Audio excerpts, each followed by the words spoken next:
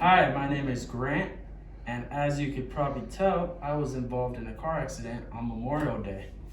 And from that accident, when I had gone from my accident, when the ambulance picked me up, I had no reaction of what actually happened in the accident. I had glimpses of waking up inside the ambulance and pretty much going in and out, not realizing exactly what had happened. So they transferred me to Inland Valley Medical Center off Woodamar, off Clinton Keith. And as soon as I got there, from my scar right here, it was a big flap. My blood pressure was actually over a 60 over 40. This was just kept running and running. So pretty much what that means is your body is about seconds from going into shock. So I was just in so much pain, just going in and out. So when I finally came to, they had told me my injuries a little bit. I found out I had a broken femur, which the surgeon said in his 25 years of being a surgeon was the worst one he's ever seen in his whole entire surgery career. He said it was pretty much putting Humpty Dumpty back together is what he told me.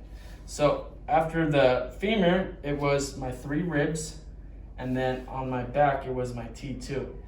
And yeah, everything was very, very, very painful. And one thing I didn't mention about my accident, when it happened, I wasn't wearing a seatbelt, and I say this because I want to help other young people, wear your seatbelt.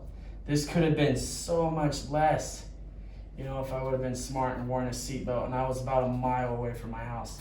But when the accident happened, I was driving, thank God there wasn't anyone else in the car, but when the car hit, I was actually transferred into the passenger seat is where they found me, and they had to use the jaws of life.